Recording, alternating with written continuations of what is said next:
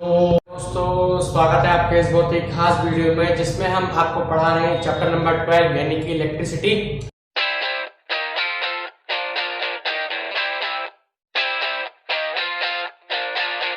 तो let's get started. Okay, electricity बहुत ही ज्यादा बड़ा नहीं, लेकिन हम कहेंगे कि छोटा सा पार्ट हमने पहले पार्ट में डिस्कस कर लिया था।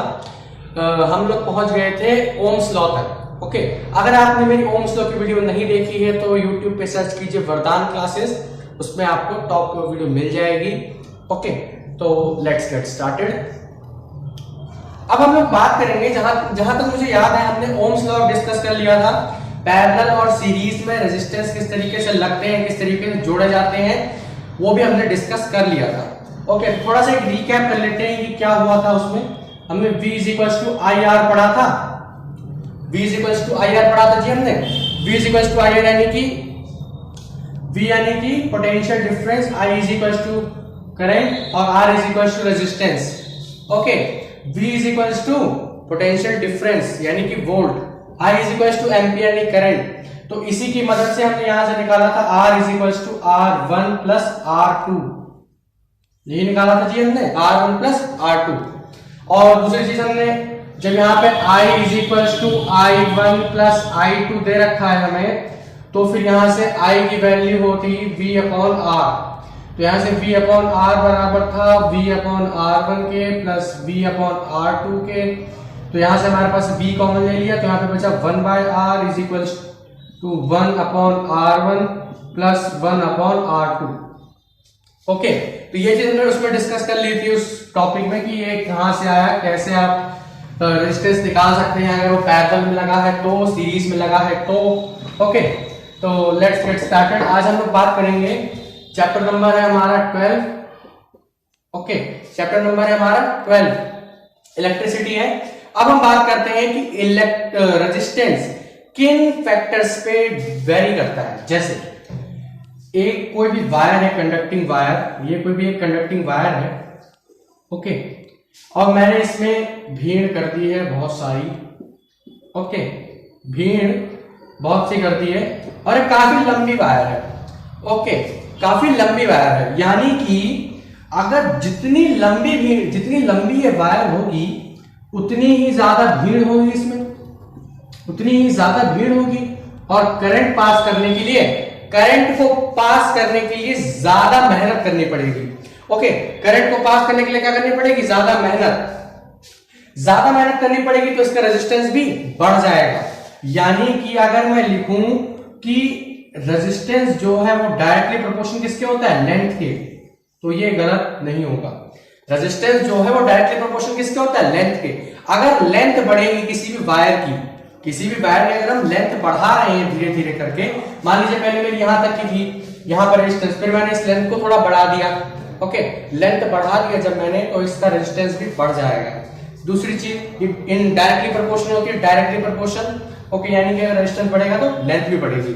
लेकिन अगर मैं इसका एरिया जो है, इस जो तार का जो एरिया है, इसका एरिया जरा सा बड़ा कर दूं, और भीड़ उतनी ही है, मैंने इसका एरिया बड़ा कर दिया। ओके, मैंने इसका एरिया क्या कर दिया? बड़ा कर दिया, और भीड़ उतनी है, तो आप लोग बहुत आराम से यहां से करंट पास हो सकता है हमारा, बहुत ही आराम से यहां से करंट पास हो सकता है। ओके, यहां से करंट पास हो सकता है बहुत ही आराम से, इसलिए हमें कोई दिक्कत नहीं होगी। तो यानी कि ये कहना चाह रहा है कि अगर हमारा एरिया बढ़ेगा तो जो रेजिस्टेंस है वो इनवर्सली प्रोपोर्शनल किसके होता है? एरिया के। एरिया किसके इनवर्सली प्रोपोर्शनल होता है? क्या? रेजिस्टेंस जो होता है एरिया के इनवर्सली प्रोपोर्शनल होता है, और लेंथ के डायरेक्टली प्रोपोर्शनल होता है।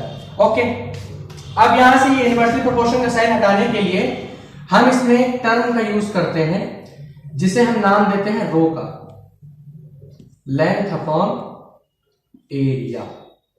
ओके, इस तरीके से हम इसको शो करते हैं, यानी कि लेंथ के डायरेक्टली प्रोपोर्शन और एरिया के इनवर्सली प्रोपोर्शन। ओके, इस तरीके से हम लेंथ और एरिया दोनों को शो करते हैं। लेकिन अभी बात खत्म नहीं हुई है, अभी बात यहीं तक है कि अभी इसके और भी फैक्टर्स है जिस पे डिपेंड करता है। ओके, तो हमने दो बातें डिस्कस कर ली, कौन कौन सी है? तो एरिया, दूसरी चीज क्या कर ली हमने? लेंथ।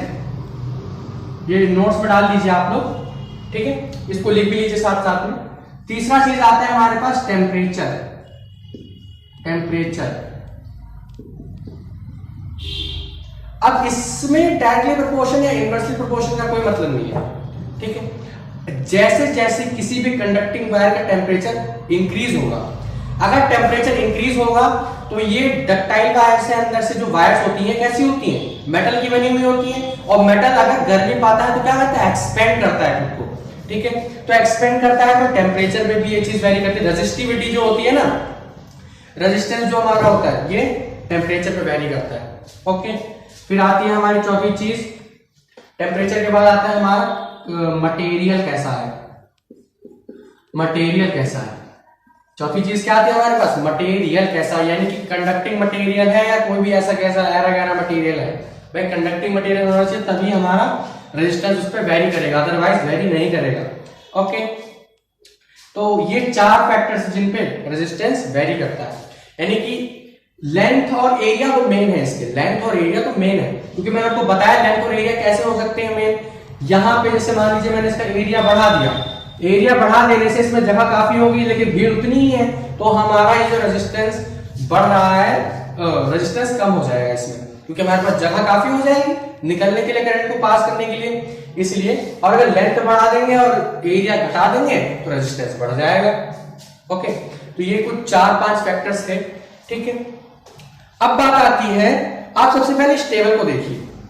इस टेबल में आप लोग सभी देख सकते हैं कंडक्टर्स की इलेक्ट्रिकल रेजिस्टिविटी, ठीक है। ये जो रो आप लोग देख सकते हैं, ये रो जो हमने पी का साइन बनाया है ना, ये रो जो है इसको कहते हैं रेजिस्टिविटी। ये होता है रेजिस्टिविटी। रेजिस्टिविटी यानी कि इसकी भी जो ऐसा यूनिट होती है वो क्या होती है, ओम। ओम। और भाई ये लेंथ और एरिया के साथ है, इसलिए इसका जो होता है वो होता है मीटर। ओम मीटर में हम रेजिस्टेंस को लेते हैं, ओके, ओम मीटर में लेते हैं। आप लोग ये देख लीजिए, ये चारों लिख लेने के बाद फिर इस टेबल को बहुत ध्यान से देखिए। इस टेबल में आप लोग देख सकते हैं मटेरियल कैसा है और उनकी रेजिस्टिविटी कैसी है, ओके। तो सिल्वर जो हमारा होता है इसकी रेजिस्टिविटी बहुत ही कम है, यानी कि ये एक कंडक्टिंग वायर बन सकती है, यानी कि आपकी जो तार होती हैं, अगर सिल्वर कॉस्टली नहीं होता ना ज्यादा, तो आपकी जो तार है वो सिल्वर की बनाई जाती है, क्योंकि इसमें रेजिस्टेंस बहुत ही कम होता है। आप लोग देख सकते हैं 1.60 × 10⁻⁸ है इसका रेजिस्टेंस।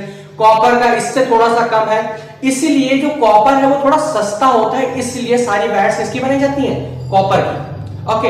एल्यूमिनियम की उससे कम होती है, इसलिए यहां एल्यूमिनियम का बहुत ही कम लोग इस्तेमाल करते हैं। टंगस्टन का जो होता है, आप लोगों ने जरूर देखा होगा, जो पुराने बल्ब्स आते थे, बल्ब्स के अंदर जो वायर लगी होती थी ना, जैसे ये जो आप लोग देख सकते हैं, जैसे ये वाला जो तरीका से जो हम शो करते हैं ना बल्ब को, इस तरीके जो हम शो करते हैं बल्ब को, ये इसी के ऊपर बेस्ड होता है, टंगस्टन इसी के ऊपर होता है। इसका जो मेल्टिंग बॉइलिंग पॉइंट होता है ना, सॉरी मेल्टिंग पॉइंट, वो 300 सेल्सियस इसका जो मेल्टिंग पॉइंट होता है, इसलिए इसको हम उसके बल्ब के अंदर लगाते हैं। बल्ब, अब मैं आपको इसी तरीके से बताता हूं कि आपका जो हीटर होता है, जो रॉड होती है, वो किस बेसिस पे काम करती है।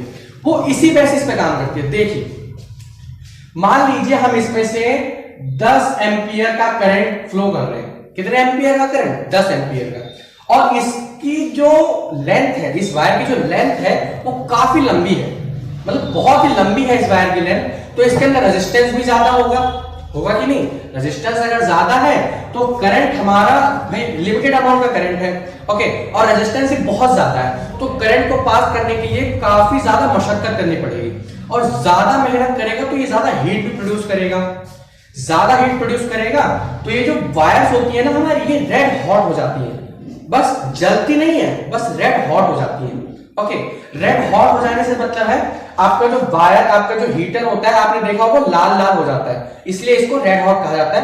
वो जलती नहीं है, बस उनके अंदर जो हीट प्रोड्यूस होती है ना वो काफी हाई हो जाती है, ओके। इसलिए 10 एम्पियर करंट में फ्लो किया, रेजिस्टेंस ज्यादा है इसका। अगर रेजिस्टेंस ज्यादा होगा तो आपका जो आयरन, आपने कपड़े इस्त्री करने वाला देखा होगा, रॉड देखी होगी आपने जिससे पानी गर्म करते हैं, आपको सर्दियों में, आजकल वैसे तो सर्दियों का मौसम चल रहा था पहले, अभी थोड़ी सी गर्मी आने लगी है, ओके। तो रेजिस्टेंस जो आपका रॉड होती है, हीटर होता है, ठीक है, ये सब इसी बेसिस पे काम करती हैं। उनके अंदर रेजिस्टेंस बहुत ही ज्यादा होता है, बहुत ही ज्यादा। ओके, इसलिए उनको हम गर्म चीजों को बनाने में इस्तेमाल करते हैं। ओके, तो ये थे कुछ फैक्टर्स जिन पे वेरी करता है। आप लोगों ने जैसा कि देखा कि इन्हीं फैक्टर्स पे हमारा जो रेजिस्टेंस है वो वेरी करता है। ठीक है, तो आपने टेबल देख ली है, बहुत ही अच्छी टेबल है। मैं तो वैसे तो मैं आपको ये नहीं कहना चाहूंगा कि आप इसको पूरा रट लें, लेकिन ये टेबल आपको याद हो तो ज्यादा बेहतर है। ओके, क्वेश्चंस, तो लेट्स गेट स्टार्टेड। ये है हमारा क्वेश्चन। ओके, क्वेश्चन हमें दे रखा है, how much current will an electric bulb draw from 220 volt, यानी 220 वोल्ट का अगर एक इलेक्ट्रिक बल्ब है तो वो कितना करंट फ्लो करेगा अगर उसका रेजिस्टेंस कितना है 1200 ओम। मतलब मैं आपको खुद ही समझ सकते हैं, बहुत ही बड़ी क्वांटिटी है 1200 ओम। ओके, तो इसके अंदर कितना करंट पास होगा। आप लोग देखते हैं बहुत बड़ा अमाउंट है रेजिस्टेंस का, और जो वोल्ट है वो बहुत ही कम है। तो इस हिसाब से अगर हम इसका आंसर करेंगे, जैसे हम यहाँ सॉल्यूशन करें इसका, बहुत इजी सा न्यूमेरिकल है, आपको कुछ नहीं करना। जैसे आप लोगों ने यहाँ पे देखे होगा V = IR होता है, आपका ओम्स लॉ है, V = IR। Okay, V = IR है, तो हमें यहाँ पे I निकालना है, हमें वोल्ट दे रखा है, रेजिस्टेंस दे रखा है, तो I = V/R हो गया। I = V/R, तो यहां से हम लोग I निकालेंगे, तो I = हो जाएगा 220/1200। एक जीरो से एक जीरो कैंसिल। ओके, तो ये हो गया 22 इंटू 1 और 22 पंचे हो गए 110। ओके, यहाँ पे 10 बचा, हमने यहाँ पे पॉइंट लगा दिया। ओके, 10 यानी कि 100 हो गया, तो ये 22 8 1.58, तो ये समथिंग आपका आ जाएगा, क्लियरली नहीं तो ये 0.18 एम्पियर आएगा। ठीक है, ये आ जाएगा आपका करंट 0.18। ओके, अप्रॉक्स या शायद ये आना चाहिए मेरे हिसाब से। ओके, 0.18 एम्पियर आ जाएगा। अगर मैं यहां से थोड़ा सा चेंज कर दूं, जैसे अगर मैं इस इलेक्ट्रिक बल्ब को हटा के मैं यहां पे एक हीटर कर दूं, हीटर, मान लीजिए यहां पे हीटर कर दिया मैंने, वोल्ट आपका सेम ही रहने दीजिए, और इस रेजिस्टेंस को चेंज कर देते हैं हम लोग। रेजिस्टेंस हम कर देते हैं यहाँ पे 100 ओम। रेजिस्टेंस कितना कर देते हैं 100 ओम। अब हमें यहाँ पे फिर से हमें इसका, अगर मैं, चलिए यही निकाल लेते हैं हम लोग यहाँ से भी करंट ही निकाल लेते हैं, कितना करंट फ्लो करना पड़ेगा अगर रेजिस्टेंस ये है और वोल्ट ये है। तो V/R = I, V/R = I हो जाएगा यहाँ से हमारे पास।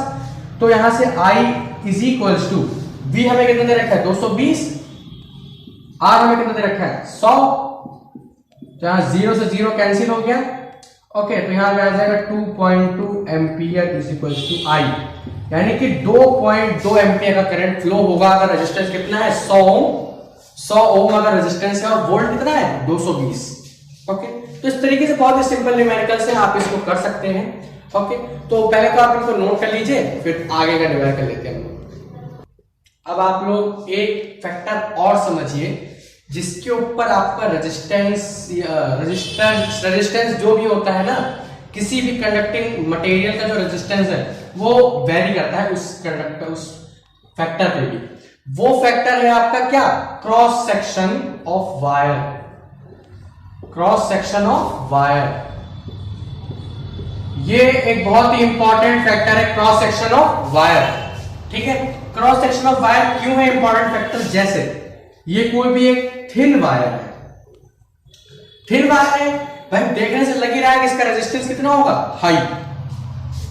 ठीक है, और अगर मैं इसको यहां से मिटा दूं, इतना मान लीजिए मैंने इसको मिटा दिया, इसकी जो लेंथ है वो मैंने क्या कर दी, आधी कर दी।